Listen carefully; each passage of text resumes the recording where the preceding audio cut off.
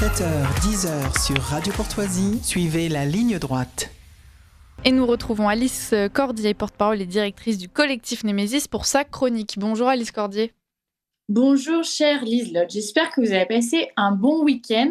Le mien était très agité. Après un jeudi et un vendredi agité entre Retailleau qui m'adoube et me répudie en 24 heures et ma conférence de Toulouse annulée et finalement maintenue, j'allais pour passer une soirée tranquille samedi soir devant un bon film de Jane Austen, finalement le samedi soir parfait, n'est-ce pas, avec le sentiment du travail et du devoir accompli, quand soudain, ma chère Juliette Briens m'a appelée toute agitée pour me dire d'allumer la Star Academy. Alors, au début, je n'ai pas compris. Je ne savais même pas que cette émission existait encore, ni que Juliette avait un goût si prononcé pour les concours de chant. Mais elle a su toucher mon point sensible quand elle m'a dit « Une des candidates est victime de racisme anti-blanc ». Elle m'a expliqué que toute la semaine, nous avions assisté à un conflit extrêmement virulent opposant les deux finalistes, Ebony et Marine. Ebony, guadeloupéenne et fille du chanteur Thierry Cham, et Marine, jeune ch'ti, issue d'une famille modeste. Avant la finale de ce week-end, les deux candidates sont victimes d'insultes racistes, mais quand on ouvre la presse, on se rend compte d'une forme d'indignation sélective, puisqu'on voit des articles ne traitant que des insultes touchant Ebony.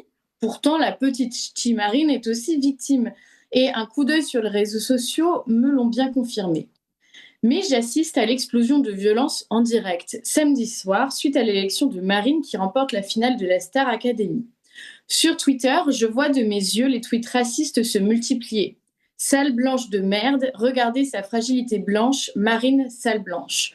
Mais plus inquiétant encore, je vois émerger une forme de complotisme de la part des soutiens d'Ebony qui ont la sensation d'un complot anti-noir.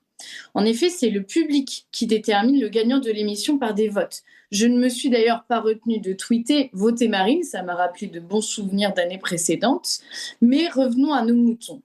Marine remporte 65% des votes. Elle remporte majoritairement le vote du public.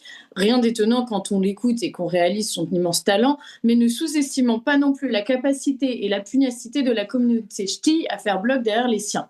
Mais sur les réseaux, on ne lit aucune analyse à propos des ch'tis ni à propos du talent incontestable de Marine, mais on lit ceci. Marine ne mérite en aucun cas sa victoire, elle a juste gagné parce qu'elle est blanche. Ebony était plus forte, son seul tort est d'être noire, ce climat est irrespirable. Cette défaite dit quelque chose de l'état de la France. Comme si les Français avaient mis en place une stratégie pour évincer la candidate noire, car ces derniers ne supporteraient pas de voir une blanche perdre. À part les médias à droite, aucun média ne relayerait une blanche gagnée, pardon. À part les médias à droite, aucun média ne relaiera le racisme dont la jeune femme est victime. On ne retient que celui à l'égard d'Ebony, comme si cela n'existait pas, comme si cela avait été un peu mérité. On lit notamment ceci sur les réseaux sociaux, je l'ai lu ce matin. Le racisme anti-blanc n'a jamais existé. Les blancs ont bénéficié d'un système de domination basé sur une supériorité de race qui a permis l'exploitation et la colonisation. Maintenant, au XXIe siècle, vous voulez jouer aux victimes. On parle quand même d'une finale de la Star Academy qui finit avec ce genre de propos. La rhétorique de Bourdieu a bien fait son travail au sein des communautés. Je propose donc qu'on mette en place des statistiques ethniques pour qu'on voit aujourd'hui qui est auteur de 80% des crimes et délits dans l'espace public, mais vraiment pas sûr que les gens soient prêts à ça. Bref, je m'emballe, Liselotte, restons concentrés. Ce n'est pas la première fois que des tensions raciales explosent dans le cadre d'une compétition et il y a fort à parier que cela ne va faire qu'augmenter. Qu'à chaque fois qu'une personne de couleur perdra face à un Français de souche, on nous opposera cette même rhétorique de la victimisation perpétuelle. Et ce n'est pas la première fois que ça arrive. Lors de la finale de Danse avec les stars, une violente altercation avait éclaté entre la chanteuse Natacha Saint-Pierre et l'humoriste Inès Reg, du fait qu'Inès Reg refuse de baisser le son de son enceinte alors que les deux femmes s'entraînent dans des pièces conjointes. Des insultes auraient fusé, mais dès le lendemain, la chanteuse se serait excusée auprès de l'humoriste, demandant même à la production de la punir. L'humoriste ne daignera même pas lui répondre et se jettera sur les réseaux sociaux pour donner sa propre vision de l'altercation. Natacha Saint-Pierre finira même par déposer une main courante intimidée par Inès Reg et son équipe que lui répondra Inès Reg. Ah oui, je vois, on est des Noirs et des Arabes, c'est ça qui te fait peur, Natacha, ça s'appelle du racisme. Non, Inès, quand tu dis à quelqu'un je vais te niquer, je vais t'enculer, vous n'êtes que des petites merdes, ce n'est pas du racisme si on plainte contre toi, c'est simplement que tu fais peur. Alors, une politisation de la vie culturelle est en train d'avoir lieu. On ne regarde plus les faits, on ne regarde plus le talent, tout est politique, tout est racial. Si on n'apprécie pas la nouvelle Miss France, c'est qu'on est raciste. Si on plainte contre une personne qui nous menace, mais que celle-ci a des origines, on est raciste. Si on considère que Marine mérite sa victoire, c'est qu'on est raciste. Juliette Briens a écrit sur Twitter: il n'y a qu'un seul programme TF1 qui ne vire pas la guerre raciale sur les réseaux sociaux. Il n'y en a plus un. Faites ce que vous voulez de cette constatation.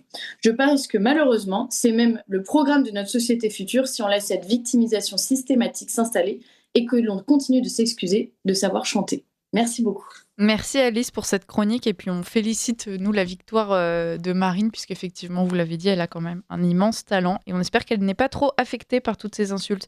Merci Alice, à très bientôt. Merci.